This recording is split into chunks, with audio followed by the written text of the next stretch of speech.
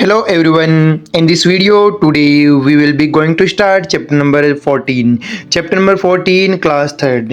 इस वीडियो के अंदर हम क्लास थर्ड का चैप्टर नंबर 14 है उसका जो हिंदी एक्सप्लेनेशन है वो देखने वाले हैं। तो सबसे पहले हम चैप्टर का नाम देखते हैं। चैप्टर का नाम है the crows and the cruel cobra. Crows आपको पता है क्रो यानी कौवा होता है और क्रूअल यानी निर्दयी और कोबरा यानी जो सांप होता है उसे कहते हैं। तो यहाँ पर जो कहानी दी गई है वो कौवों की दी गई है और जो एक निर्दयी जिसके पास दया नहीं है वो कोबरा यानी सांप है और उन दोनों के मध्य ये जो स्टोरी है वो दी गई है। तो सबसे पहले अपन डिस्कस पढ़ते हैं। डिस्कस में देखते हैं। डिस्कस में लिखा हुआ है एक नंबर पर, have you ever heard the saying where there is a will there is a way. तो क्या आपने ये कहते हुए सुना है कि जहाँ चाहे वहाँ राह है। तो देखो ये एक मतलब कहानी में जो ये कहते हैं कि जहाँ चाहे वहाँ राह है। इंग्लिश में कहे तो where there is a will there is a way, जहाँ चाहे वहाँ राह है। तो क्या आपने ये कहते हुए सुना है। नेक्स्ट दिया गया है, narrate any folk tale that you have heard related to this saying. जो वर्णन करता है वो ऐसी मतलब कहानियों के अंदर वर्णन मिलता है आपको जो कि मतलब ऐसे जानवर कैरेक्टर होते हो जिसमें फोक टेल होते हो, ऐसी कहानियाँ जिसमें जानवर कैरेक्टर होते हो। देट यू हैव हियर्ड, क्या आपने कहते हुए सुना है, रिलेटेड टू दिस सेइंग मतलब ये ऊपर कहा हुआ है उससे रिलेटेड आपने कभी सुना है किसी कहानी के अंदर। तो देखो चलो पढ़ते हैं इस स्टोरी को और देखते हैं इसमें क्या लिखा हुआ है। लेट्स रीड दिस स्टोरी, चलो पढ़ते हैं इस स्टोरी को। Once there lived two crows in a tree. तो देखो एक बार की बात है, एक बार दो जो कौवे थे वो रहा करते थे किसमें, पेड़ में। एक ट्री के ऊपर वो रहा करते थे, दो कौवे थे वो ट्री के ऊपर पेड़ के ऊपर रहा करते थे। They built a nest and the mother crow laid her eggs in it. तो देखो वहाँ पर उन्होंने एक घोंसला है, नेस्ट है वो बिल्ट किया बनाया और वहाँ पर जो मदर क्रो थी जो मादा कौवा था उसने लेड हर इग्स, वहाँ पर उसने अंडे दिए। Now we shall have some young ones. तो देखो और वह ये चाहते थे कि इनमें से जो छोटे छोटे बच्चे हैं वो निकल कर आएंगे। Said the crows and they were very pleased. तो वो दोनों कौवे थे वो दोनों यही कह रहे थे, जो मतलब हस्बैंड वाइफ थे वो दोनों यही कह रहे थे और दे वर वेरी प्लेस्ड और वह बहुत प्रसन्न थे, बहुत खुश थे। नेक्स्ट है, the tree was very old and it had a hollow trunk. तो देखो जो पेड़ था वो बहुत ही पुराना था, बहुत ही ओल्ड था और it had a hollow trunk और जो उसका ट्रंक था जो तना था वो हॉलो था। हॉलो का मतलब है खोखला। हॉलो का मतलब क्या हुआ, खोखला। जो उसका तना था वो खोखला था। A cruel serpent cobra came and made his home in it से रूट एंड ट्रंक।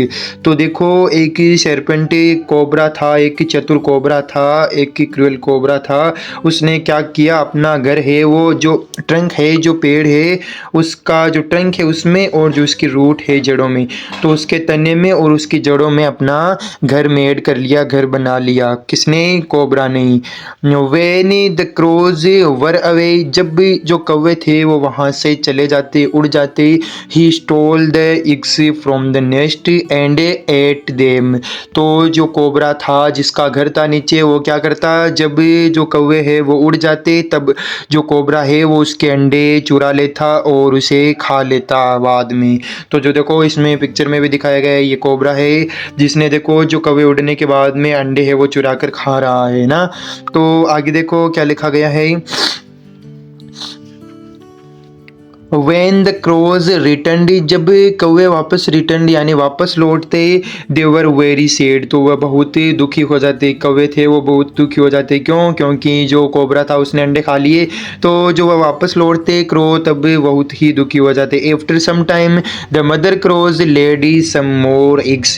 तो देखो कुछ टाइम बाद में, कुछ समय बाद में जो मदर क्रो होती है, जो मादा कौवा होता है, वो फिर से एक बार अंडे देता है, अंडे देती है यानी कुछ अंडे वापस देती है एक बार। Now we shall have some young ones. तो एक बार फिर से वह यही कामना करते हैं, यही सोचते हैं कि एक बार यहाँ अब तो इसमें से जो जवान बच्चे हैं वो निकलेंगे। Said see C2 her husband, वो अपने हस्बैंड से कहती है, पति से कहती है, both the crows again felt very pleased, एक बार फिर से दोनों कवि होते हैं वो प्लेज्ड फील करते हैं, बहुत ही प्रसन्न होते हैं।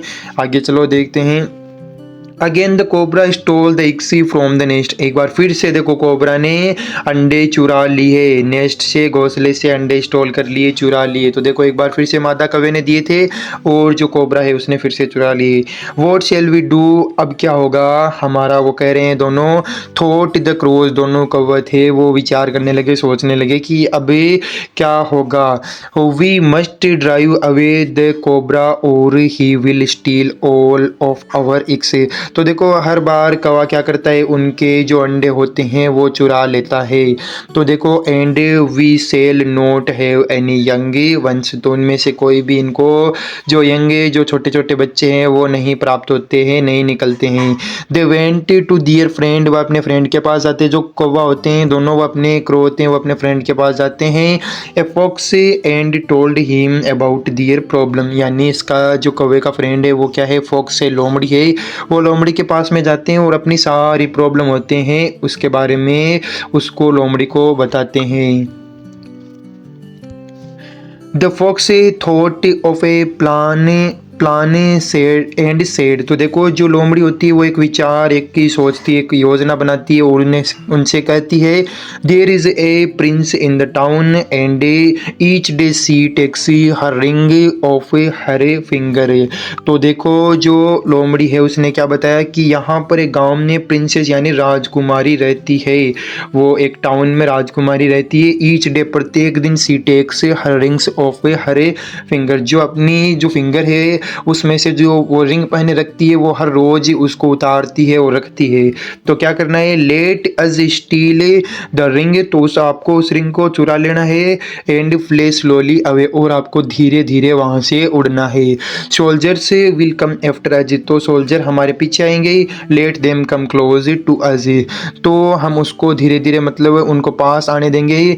दे and then we will drop the ring down into the serpent's hole, और फिर क्या करना है, जैसे जैसे आपके सिपाही पास में आए तो जहाँ पर जो उसका जो मतलब कोबरा है उसका होल है, जो बिल है, उसमें जाकर उस जो रिंग है उसको रिंग डाउन यानी उसको रिंग को नीचे पटक देना उसके होल में। देन क्या होगा, वो होल में रिंग जाने के बाद में द क्रो डिड दिस, तो जो कौवे थे उन्होंने ऐसा ही किया, जस्ट जैसे लोमड़ी ने बताया वैसा ही किया। They stole a ring and dropped it, उसने वो रिंग चुराई और dropped it down into the cobra's hole, उन्हें वो पीछे पीछे सिपाही है और जैसे ही वो सिपाही पास में आए तो जो कौवे थे उन्होंने जो रिंग थी वो कोबरा के होल में गिरा दी।